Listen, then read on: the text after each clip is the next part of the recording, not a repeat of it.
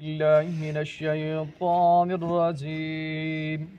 بسم الله الرحمن الرحيم.